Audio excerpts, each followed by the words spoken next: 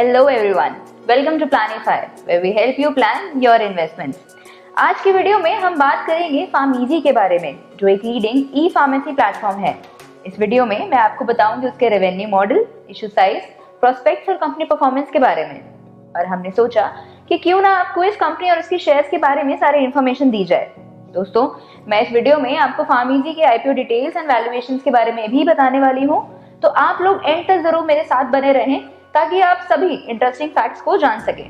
Video शुरू करने से पहले मैं आप सभी लोगों से रिक्वेस्ट करना चाहूंगी कि अगर आपने अभी तक हमारा यूट्यूब चैनल सब्सक्राइब नहीं किया है तो उसे सब्सक्राइब कर दें और बेल आइकन दबाना ना भूलें ताकि हमारी की गई कोई भी कोशिश आप तक सबसे पहले पहुंचे। और अगर आप फिर भी हमसे जुड़ना चाहते हैं तो आप हमसे व्हाट्सएप या ईमेल के जरिए भी कनेक्ट कर सकते हैं। तो चलिए शुरुआत करते हैं फार्मीजी के एक ओवरव्यू से। फार्मीजी एपीआई होल्डिंग्स की एक सब्सिडरी है, या हम बोल सकते हैं कि एपीआई फार्मीजी की पेरेंट होल्डिंग कंपनी है। दोनों एक ही बात है। एपीआई होल्डिंग्स फार्मीजी की होल्डिंग एंटिटी है। एपीआई होल्डिंग्स 31 मार्च 2019 में इनकॉर्पोरेट हुई और हेडक्वार्टर्स मुंबई में है। कंपनी के फाउंडर्स धवल शाह और धार्मिल सेठ हैं। फार्मीजी ऑपरेट करती है एक integrated digital health care platform को, जिससे कस्टमर्स को online health care products and services मिलते हैं। इस कंपनी के डिजिटल प्लेटफॉर्म के थ्रू कस्टमर्स अपने प्रॉब्लम से रिलेटेड फोन से डॉक्टर को कंसल्ट भी कर सकते हैं। डायग्नोस्टिक्स एंड रेडियोलॉजी टेस्ट भी अवेलेबल है। फार्मीजी अपना एक कंज्यूमर हेल्थ केयर ऐप भी ऑपरेट करती है फार्मीजी के नाम से ही, जिसके थ्रू दवाइयों की होम डिलीवरी की जा सकती है। हो सकता है आने वाले टाइम में कंपनी अपनी ऑफलाइन प्रेजेंस बनाने के बारे में भी सोचे। फार्मीजी के बोर्ड ऑफ डायरेक्टर्स की लिस्ट में आदित्य पुरी, हर्ष पारेख के साथ साथ और भी कई बड़े नाम शामिल हैं। अब आपको बताते हैं हेल्थ केयर इंडस्ट्री के बारे में। हेल्थ केयर सेक्टर हमेशा से ही बहुत इंपॉर्टेंस कैरी करता आया है हमारी इकोनॉमी के लिए, इनफैक्ट हमारे पर्सनल बेनिफिट्स में भी। इस सेक्टर में वो सभी बिजनेसेस आते हैं जो medical services, manufacturing medical equipments, medical insurance जैसी सर्विसेज प्रोवाइड करते हैं। आज के हेल्थ केयर सेक्टर की बात करें अगर, तो वो कहीं ना कहीं डेवलप हो रहा है। कोरोना वायरस पेंडेमिक के टाइम पर देश की इकोनॉमी ने वो फेज देखा जहां कंट्री के हेल्थ केयर सेक्टर पर कई सवाल उठे, उन्हें कई चैलेंज फेस करने पड़े, लेकिन फिर भी अब धीरे धीरे वो चीज कंट्रोल में आ गई। चलिए आईपीओ डिटेल्स के बारे में जानते हैं। एपीआई होल्डिंग्स लिमिटेड ने 11 नवंबर 2021 को डीआरएचपी फाइल की थी और वो प्लान कर रहे हैं इस फाइनेंशियल ईयर तक आईपीओ ले आएंगे। डीआरएचपी के अकॉर्डिंग इस आईपीओ में कंपनी अराउंड ₹6250 करोड़ रेज करने के बारे में प्लान कर रही है, जिसमें फ्रेश इशू 4688 करोड़ के होंगे और offer for sale up to ₹1599 crore के होंगे। इसके बाद कंपनी ने 18 नवंबर अपने आईपीओ प्लेसमेंट राउंड के लिए उसमें से 2635 करोड़ के रेज किए थे फंड्स। इस राउंड के बाद जो शेयर सब्सक्रिप्शन के लिए बचते हैं वो है 3652 करोड़ के, जिसमें फ्रेश इशू ₹2053 करोड़ के शेयर हैं और ऑफर फॉर सेल होने वाले शेयर हैं अप टू ₹1599 करोड़। अब बात करते हैं फार्मीजी के फाइनेंशियल्स के बारे में। रेवेन्यू में तो काफी अच्छी ग्रोथ है फार्मीजी की, जो फाइनेंशियल ईयर 2020 में अराउंड ₹737 करोड़ थे, वो FY21 में सीधा 220% के आसपास इंक्रीज हुए हैं और पहुंच गए सीधे 2361 करोड़ तक। अब ये तो बहुत ही जाहिर सी बात है कि 2 सालों में किसी फार्मास्यूटिकल कंपनी का रेवेन्यू इंक्रीज होता नजर आ रहा है, तो इशारा जाता है कोरोना वायरस की ओर।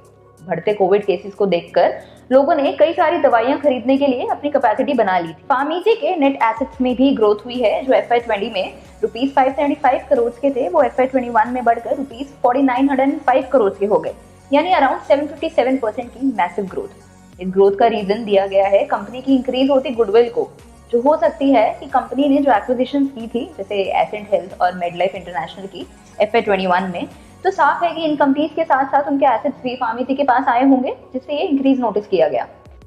फार्मीजी की debt to equity ratio decrease हुई है, और ये कैसे हुआ?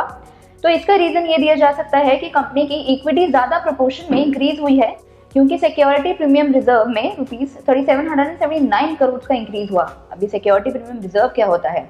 सपोज कीजिए कि कंपनी एक्स रेज कर रही है अमाउंट 1 लाख का at a face value of ₹10 each, तो जो इन्वेस्टर्स इस कंपनी एक्स में इन्वेस्ट करने में इनिशिएट दिखाएंगे, उन्हें ₹10 की वैल्यू पर एक शेयर अलॉट किया जाएगा। हालांकि कंपनी एक्स ये ₹10 के बजाय ₹15 पर भी ऑफर कर सकती है टू द इन्वेस्टर्स, और उस टाइम पर अगर इन्वेस्टर्स ₹1 भी देने के लिए तैयार हो जाएंगे, जो अलग से ये जो 10 और 15 के बीच का डिफरेंस ₹5 का है, वो कंसिडर किया जाएगा as a security premium reserve. इस अमाउंट से कंपनी की इक्विटी इंक्रीज हो जाती है। बस फिर यही रीजन था कि कंपनी की डेट टू इक्विटी रेशियो के डिक्रीज होने का, जो 0.24 रही। कम डेट टू इक्विटी रेशियो का मतलब होता है कि कंपनी के उतने ही कम चांसेस होंगे सॉल्वेंसी की तरफ जाने के लिए। इसी के साथ कंपनी अपने कॉर्पोरेट एक्शंस पर भी ध्यान देती है in terms of bonus issue and stock split. Company ने अपने शेयर होल्डर्स को बोनस शेयर इशू किए थे on October 29, 2021 in the ratio of 1:10, यानी जितने भी शेयर होल्डर्स के पास 10 शेयर हैं उन्हें एक एक्स्ट्रा शेयर दिया गया। बोनस शेयर देना एक कंपनी की पॉजिटिव साइड दिखाता है, जिससे पता चलता है कि कंपनी अपने शेयर होल्डर्स के बेनिफिट्स के लिए भी कई मेजर्स लेती है। इसमें इन्वेस्टर्स का फायदा होता है कि उन्हें बोनस शेयर पर टैक्स नहीं पे करना पड़ता और वो शेयर काइंड ऑफ फ्री ही मिल जाते हैं। बोनस शेयर से इन्वेस्टर्स का ट्रस्ट भी बिल्ड होता है। उसी समय पर कंपनी ने स्टॉक स्प्लिट भी किया, जहां कंपनी ने अपने शेयर की फेस वैल्यू ₹10 से कम करके ₹1 कर दी थी। जनरली कंपनी अपने स्टॉक स्प्लिट अपने एग्जिस्टिंग शेयर्स को इंक्रीज करने के लिए करती है, ताकि ज्यादा रिटेल इन्वेस्टर्स को मौका मिल सके कंपनी में इन्वेस्ट करने के लिए। इस स्प्लिट के बाद कंपनी के शेयर्स इंक्रीज होकर अराउंड 609 करोड़ के हो गए। आगे बढ़ते हुए नजर डालते हैं कंपनी की कुछ रेशियोज पर, जैसे एबिडा यानी earning before interest, tax, depreciation and amortisation. इस टर्म से कंपनी की फाइनेंशियल परफॉर्मेंस को रेट किया जा सकता है। और फार्मेसी की एबिडा FY21 में ₹227.6 करोड़ से कम हुई, जिसका कारण माना जा रहा है कि कंपनी ने कोविड में मेडिसिन का काफी स्टॉक इकट्ठा कर लिया था, जिससे एक्सपेंसेस इंक्रीज हो गए और एबिडा कम हो गया। डेट टू इक्विटी रेशियो 0.24 रहा, जैसा कि हमने अभी आपको थोड़ी देर पहले भी बताया था, which is quite nominal. Pharmacy loss में रही क्योंकि कंपनी ने पहले ही इन्वेंट्री बना ली थी और उसके कंपैरिजन में वो स्टॉक इतना बिक नहीं पाया। साइमल्टेनियसली एक्सपेंसेस इंक्रीज हो गए। सेम रीजन के साथ कंपनी का ROE, ROC और ROA भी नेगेटिव रहा, विद -33.51, -26.38 एंड -23.42 रेशियो रिस्पेक्टिवली। आइए आगे बढ़ते हैं और बात करते हैं फार्मेसी के पीयर्स के बारे में, जिसमें नाम आता है मेडप्लस हेल्थ सर्विसेज लिमिटेड का। इन दोनों कंपनीज का मार्केट कैप तो काफी डिफरेंस दिखाता है, जहां फार्मेसी का market cap is around ₹60,000 crore, वहीं मेडप्लस का रहा 14,000 करोड़ पर। इससे हमें पता चलता है कि फार्मेसी का ऑनलाइन फार्मेसी में अपने पेयर्स के मुकाबले काफी बेटर होल्ड है। हालांकि रेवेन्यू के टर्म्स में फार्मेसी पीछे रहा मेडप्लस से, जहां मेडप्लस का रेवेन्यू ₹3,000 करोड़ था, वहां फार्मेसी का रेवेन्यू 2,360.66 करोड़ रहा। ROE एंड ROC दोनों में ही फार्मेसी अपने पेयर मेडप्लस से पीछे रहा। ये दोनों ही रेशियोज फार्मेसी की नेगेटिव रही। चलिए अब हम समझेंगे फार्मेसी की वैल्यूएशन। इस कंपनी की वैल्यूएशन समझने के लिए इसके फाइनेंशियल्स पर थोड़ा नजर डालने की जरूरत है। फार्मेसी के स्टैंड अलोन रिजल्ट्स देखें तो revenue from operation around ₹2,300 crore का था। FY21 में कंपनी लॉस में जाती दिखी विद ₹641.3 करोड़। इन फाइनेंशियल्स को देखते हुए हमें यही पता चलता है कि कंपनी को हर 1 करोड़ की सेल पर 27.46 लाख का लॉस झेलना पड़ रहा है। अब अगर सारी सब्सिडीज का कंसोलिडेटेड फाइनेंशियल डिटेल्स आपको बताएं एज पर मार्च 2021, तो टोटल रेवेन्यू है अराउंड ₹4,300 करोड़ का। सब्सिडीज के साथ भी कंपनी लॉस में ही रही ऑफ ₹1,548.5 करोड़। 30 जून 2021 तक का डेट था अराउंड 2,700 करोड़ का। इस डेटा के अकॉर्डिंग कैलकुलेशन समझें तो कंपनी हर 1 करोड़ की सेल पर ₹35.49 लाख के लॉसेस बेयर कर रही थी। फार्मेसी ने प्री IPO में नवंबर के महीने में एंटर किया था और अक्टूबर 2021 में ₹68 पर शेयर पर रेज किए। अक्टूबर के महीने में ही कंपनी की वैल्यूएशन $5.8 बिलियन देखी गई थी। कुछ टाइम बाद फार्मेसी का शेयर प्राइस कुछ ₹130 के अराउंड पहुंच गया था, जो इसकी पिछली वैल्यूएशन से 2 टाइम्स के अराउंड ज्यादा था। इतना डिफरेंस बहुत ज्यादा होता है एक लॉस मेकिंग कंपनी के लिए, और साथ ही एक ओवर वैल्यूड प्राइस भी है ये। लाइवमिंट की एक रिपोर्ट हमें बताती है कि फार्मेसी अपने IPO में अराउंड $9 बिलियन की वैल्यूएशन प्लान कर रही है, which is equal to ₹68,000 crore. इतनी हायर वैल्यूएशन पर आज के मार्केट सिनेरियो के अकॉर्डिंग IPO आना काफी डिफिकल्ट है। एक कंपनी जिसका रेवेन्यू कुछ ₹2,300 करोड़ का है और वो एक्सपेक्ट कर रहा है 68,000 करोड़ की वैल्यूएशन। ये बात डाइजेस्ट करना थोड़ा डिफिकल्ट है। मैक्स टू मैक्स इस कंपनी का IPO में प्राइस पर शेयर जो होना चाहिए वो ₹70 से 75 के बीच में आना चाहिए। इससे ज्यादा की वैल्यूएशन पर IPO लाना फार्मेसी के लिए बहुत टेडियस टास्क हो सकता है। $5.8 बिलियन से सीधा $9 बिलियन की वैल्यूएशन का जंप लेना मुश्किल है, इनफैक्ट काफी मुश्किल है।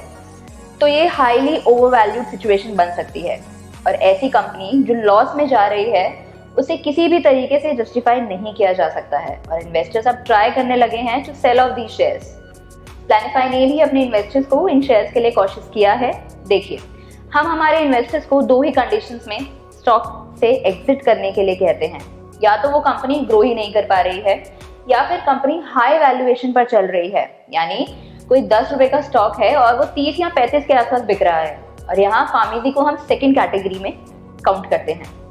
इनफैक्ट अब इसका शेयर प्राइस ₹95 से 100 के अराउंड है। प्लानिफाई अपने इन्वेस्टर्स को इस रेट पर भी ये शेयर लेने के लिए रिकमेंड नहीं कर रही है। ये शेयर अगर आपको 70 या 75 के बीच में मिल रहा होता तो हम बोल सकते थे कि हाँ, इतना वर्दी है, लेकिन फिलहाल हम आपको रिकमेंड नहीं करेंगे।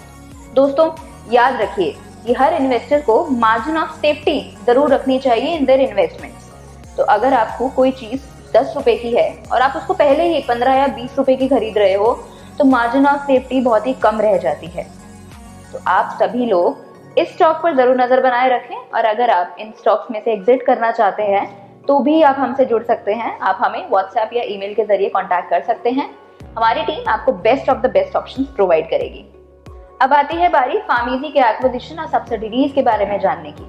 दोस्तों, कई कंपनीज अपने बिजनेस को एक्सपैंड करने के लिए एक्विजिशन की ओर बढ़ते हैं, और हो सकता है कि इसी सोच के साथ एपीआई होल्डिंग्स की सब्सिडीज ने भी एक्विजिशन किए हों। जैसे डुपॉन्ट टेक्नोलॉजीज प्राइवेट लिमिटेड, जो एपीआई होल्डिंग्स की ही एक सब्सिडरी है, उसने थायरोकेयर नाम की एक कंपनी को सितंबर 2021 में एक्वायर किया था। अगस्त 2021 में एपीआई होल्डिंग्स की एक और सब्सिडरी फार्मेसी, जिस बारे में ये पूरी वीडियो है, उसने एक नेम्ड नाम की एक कंपनी को एक्वायर किया था। फार्मेसी के पास कुछ अराउंड 35 प्लस सब्सिडरीज हैं जो कुछ सिमिलर फील्ड्स में ही काम करती हैं, जैसे Medlife wellness retail private limited, जो ऑनलाइन मेडिसिन प्रोडक्ट्स और डॉक्टर कंसल्टेशंस अवेलेबल करवाती है। एक्ना मेडिकल प्राइवेट लिमिटेड, जो एक हॉस्पिटल सप्लाई चेन प्लेटफॉर्म है, जिससे हॉस्पिटल्स को optimized growth and procurement of medicine and उससे रिलेटेड जो स्टफ होता है उसमें हेल्प मिलती है। Ascent wellness and pharma solution private limited, जो automation and innovation in back end processes में डील करती है। ऐसी ही कंपनीज की हेल्प से फार्मेसी ने अपना बिजनेस मॉडल क्रिएट किया हुआ है और वो आगे उसको और स्ट्रांगली होल्ड कर रही है। आगे बढ़ते हैं और आपको बताते हैं कि कंपनी कौन कौन से सेगमेंट्स में से पैसा जनरेट करती है। कंपनी को मेजरली रेवेन्यू डिस्ट्रीब्यूशन सेगमेंट से जनरेट होता है, जहां वो प्रोडक्ट या मेडिसिन वगैरह जो अलग अलग केमिस्ट और इंस्टीट्यूशंस तक पहुंचाती है, और अराउंड 56% रेवेन्यू इसी सेगमेंट से अर्न कर लेती है।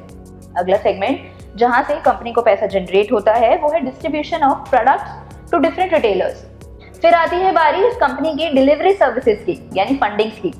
फार्मेसी में लास्ट फंडिंग नवंबर में हुई थी by western wolf capital management. Pharmacy को कई अवार्ड्स एंड अचीवमेंट्स के लिए भी चुना गया है। 2016 में फार्मेसी को देश के टॉप 100 मोस्ट प्रॉमिसिंग ब्रांड्स की लिस्ट में शामिल किया गया था। कंपनी के फाउंडर्स का नाम फोर्ब्स के अंडर 30 लिस्ट में भी आया है। फार्मेसी ने 2020 में second annual CB insights digital health 150 के विजेता होने का खिताब भी हासिल किया।